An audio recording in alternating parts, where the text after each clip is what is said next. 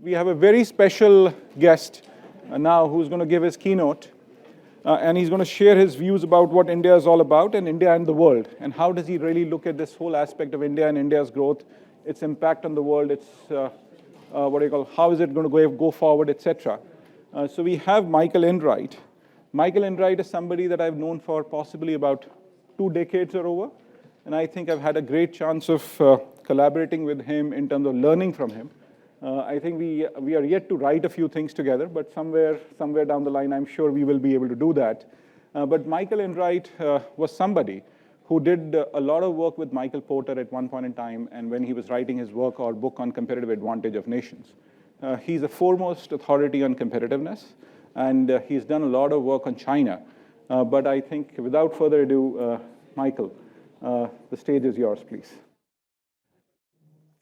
Thank you, Amit.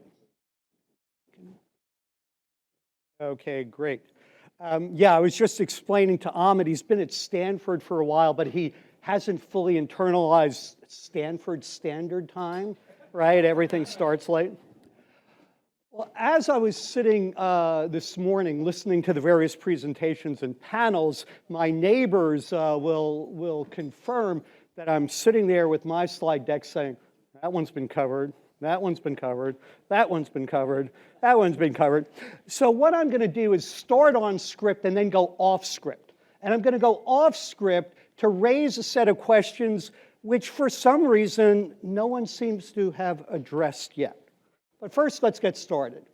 Okay, why did I title my talk India and the World? Well, it's reminiscent, some of you would recall, a very famous article that appeared in Foreign Affairs in 1972 on the 25th anniversary of, at least it was written as a 25th anniversary of India's independence by the then Prime Minister Indira Gandhi.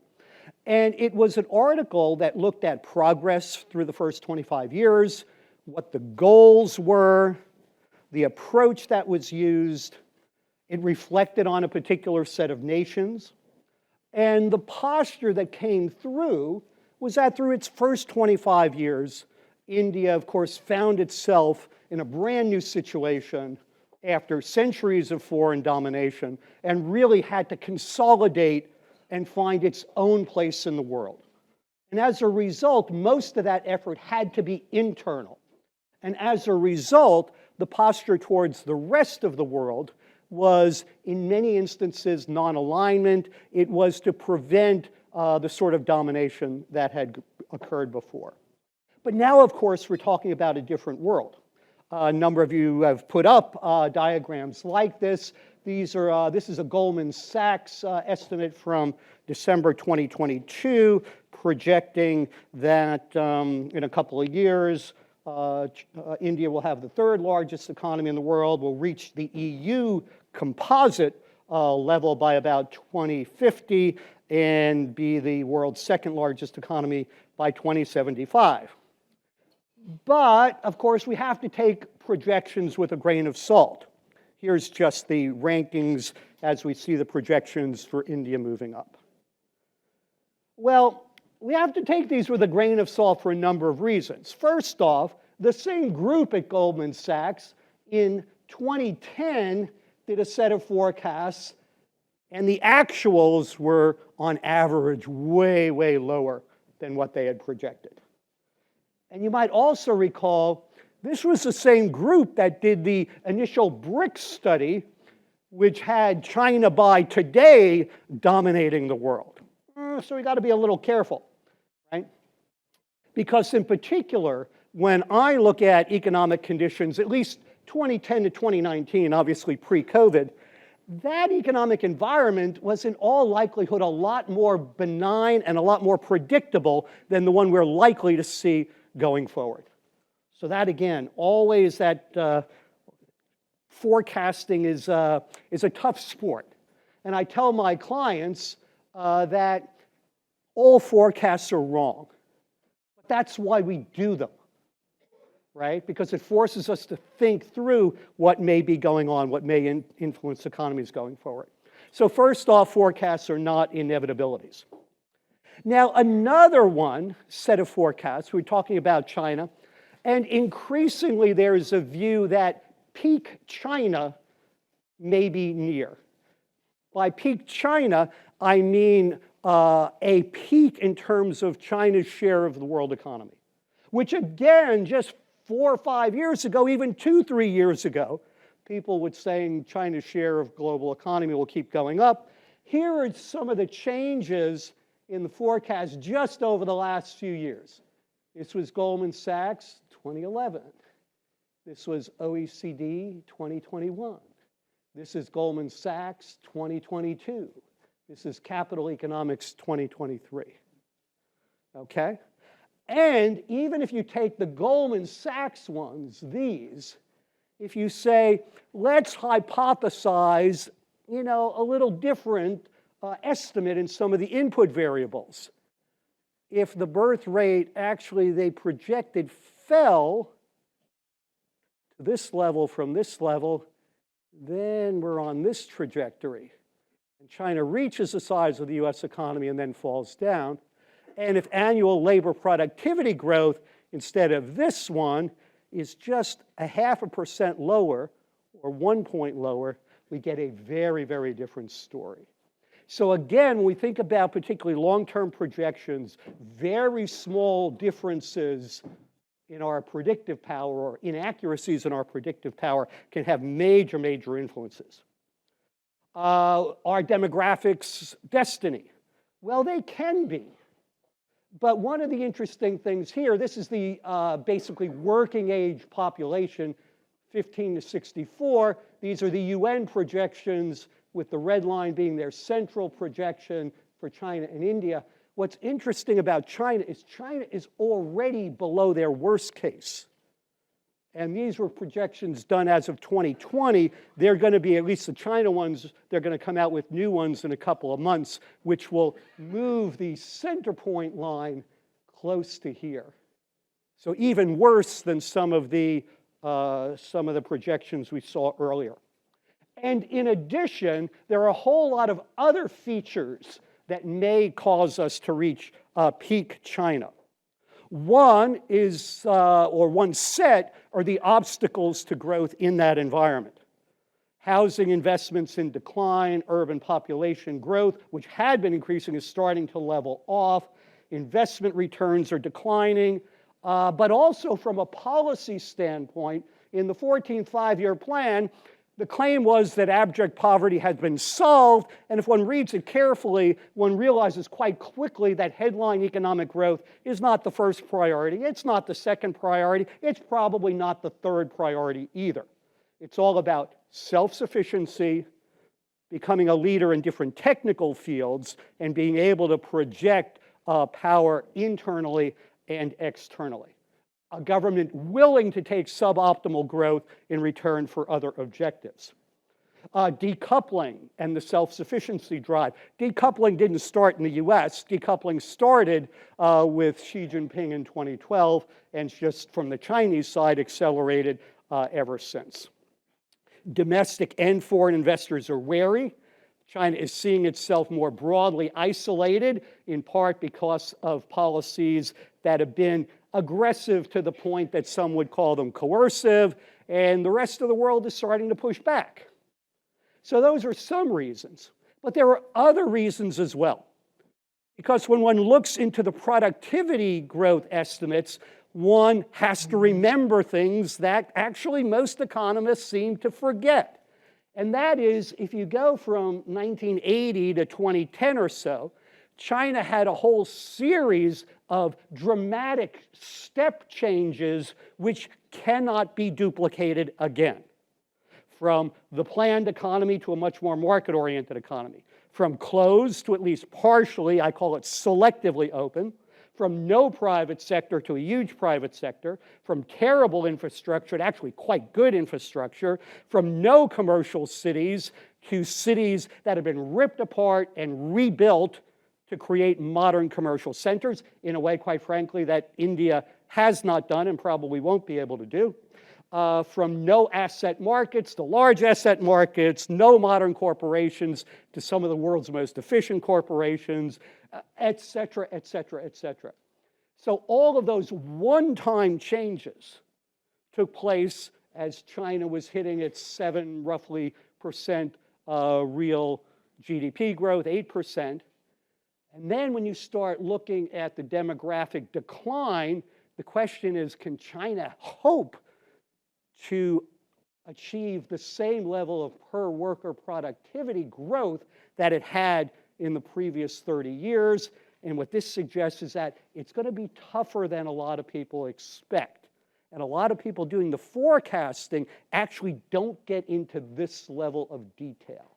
I know because I know a bunch of the forecasters, and I know they don't go inside the companies. They don't realize that the demographic decline is actually going to be exacerbated because none of the housing units built in China in the last 30 years even postulates that families will have more than one child. Right? So it's the details like that start coming into play. Okay, so we may well see peak China. But the reason I put that up there is not so, we can all feel triumphant as China has its difficulties. The question is there an equivalent peak India scenario? We've talked a bit about some of the difficulties, but as India develops, as it becomes more urbanized, as more people become educated, yes, the demographic predictions are fewer children per appropriate age woman, but do we have that right? If we miss it by 0.5% or so, we could be talking about tens of millions or more people. If, as we heard this morning, the need is to spread development from the more advanced areas, the more integrated into the global economy, to the rest of the economy, well, again, it's not automatic that's going to happen. Now, it's great to hear government and officials say, we know that that's a big issue, we got to work on it. But it's a big issue, right, as we all know. Bottlenecks in education, infrastructure, ease of doing business. Again, the trajectory has been great, but even the last time around, we're still talking like in the 50s, right? My clients, multinational clients, they don't like 50s. They like 20s, they like teens. Again, there certainly are exceptions. Financial system, has it shown that it can power the economy through? There are costs associated with some of the major transitions that have been discussed, and the global economy may not be as favorable going forward as we might hope. Okay? So the point is not that these things will happen, excuse me. The point is that we have to admit that they might happen because that's what you do in terms of the scenario analysis to go forward. Okay, what drives economic performance? I have my own slightly idiosyncratic view. Why? Well, because originally I was trained as a business strategist and then did my economics degree and then started working around the world with national and regional governments. So when I look at what powers economic development, I say you got to get it right at the firm level. We've got to get dynamic firms going. We need to be able to get the people that they need, the funds that they need, et cetera. You also need industries that function well, not just, rife with monopolies that extract rents. We also need, as Christian Kettles was saying this morning, the clusters to work well. What's a cluster? It's a group of interrelated firms and industries. That's where you see where the business frictions come into play. And if you look globally, most nations don't succeed in isolated industries. They succeed in interrelated sets of industries. Then most of the things we've been discussing today are sort of at the national level, but we also have to make sure that the entire set of forces allows us to fit into the opportunity set provided by the supranational or global level. And if we're not firing on all of those cylinders, we're going to have a problem.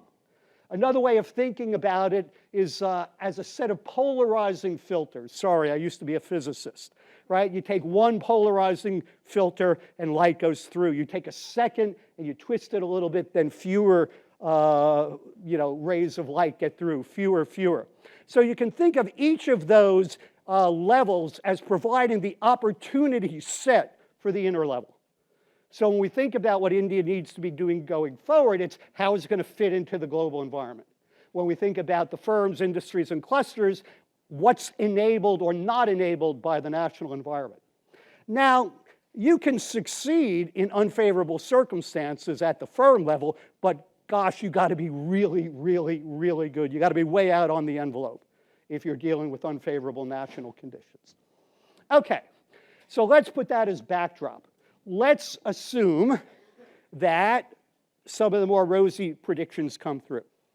So now we think about India and the world today, right? What would that article look like if we collectively wrote it today?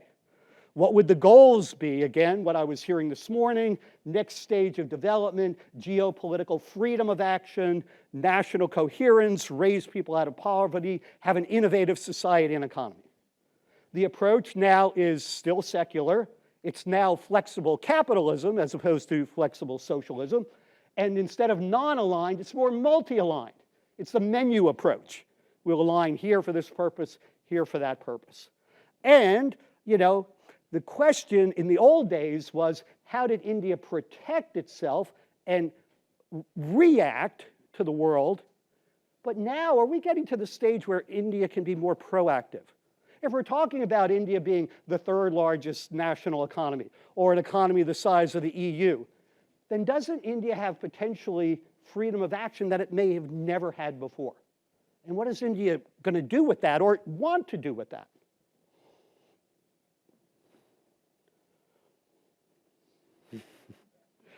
Which, if I can get some help,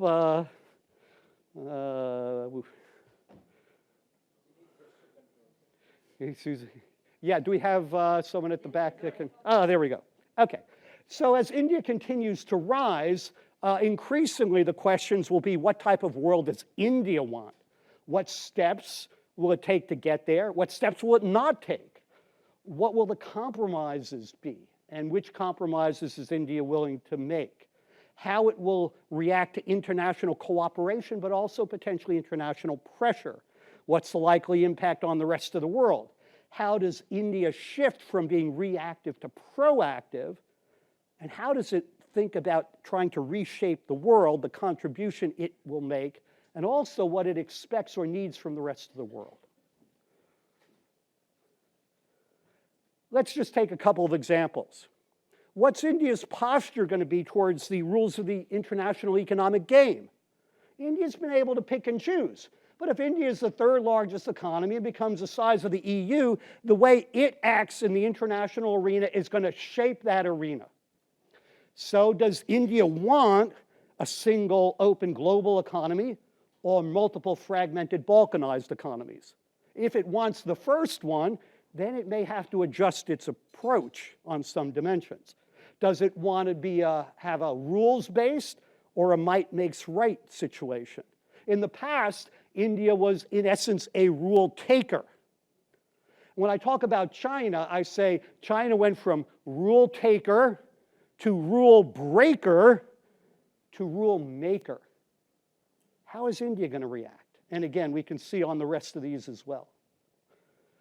If we think about the international geopolitical outlook, is it going to be a benign world order, two-sided Cold War, multiple areas of conflict, clash of civilizations? Not only how is India going to react, but how is India going to act if it's within its power to influence the way the world evolves? What's the short-term interest? What's the medium-term interest? Are they the same? They may not be. They may not be. Are these questions that are even asked? I'm not so sure. International cooperation or pressure. And it was great to hear Mr. Khan talk about the climate initiatives and how India is potentially doing it in a I'll call it cost-negative way. We met for the first time in 2014 in Hong Kong when you were on the roadshow. And one appreciates the exuberance and the enthusiasm. But let's just use this as an example.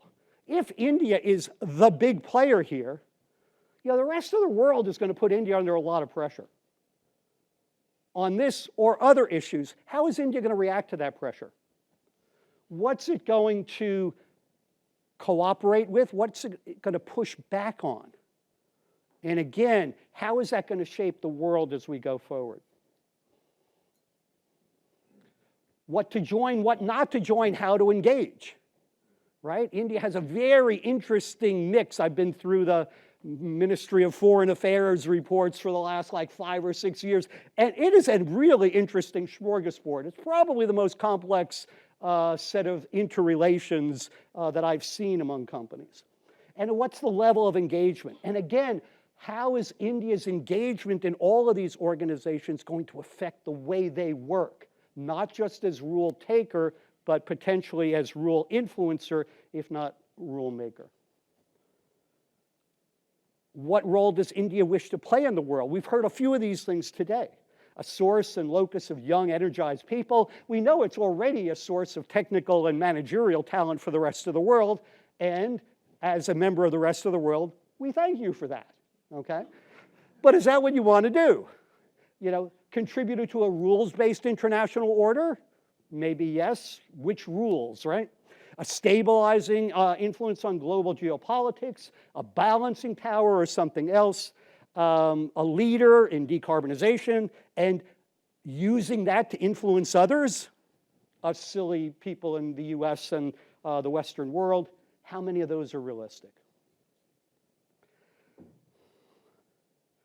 And then the flip side, what does India need from the world? Is it just a benign geopolitical and economic environment? Is it accommodating powers? No one is talking about India's rise in the context of the Thucydides trap, at least not yet. Capital, expertise, technology, and what's it going to have to give in return for that is the question. International players, which ones can you trust and which ones can you not trust? And there I'm actually thinking the United States, right? Which despite the recent advances has tended to be transactional over history. So it's an exciting future. And again, we've discussed these various things today.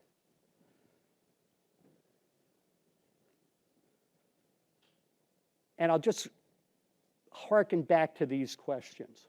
What type of world does India want? What steps it's willing to take, not take? What will it compromise? What it won't compromise? How it will react to international cooperation and pressure? What's the likely impact on the rest of the world? How does India shift from reactive to proactive? What its contribution will be? What contribution it requires from the rest of the world? As we think about a more ascendant India, again, all the issues we've been discussing are great, but I suggest that we should perhaps add some of these discussions, questions rather, to our discussion. And with that, I thank you. Thank you. Thank you, Michael. Absolutely a pleasure. I'm sure we are going to have a lot of time to have a Q&A with Michael as we go along. Rajat, you have a question? As always, like a very tough student. Yeah, please go ahead. We'll allow for one question. Thanks, Michael. I think that was a wonderful presentation. I just had 2 questions. One of the things you didn't have there on India's engagement with the rest of the world was this regional trade agreement called CPTPP. Do you have views on that? Because RCEP, China-led, CPTPP, Japan-led now, and after US walked out of it. I mean, your views on that, just your views.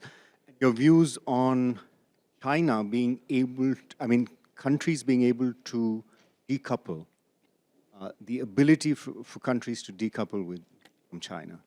How long do you think that might take?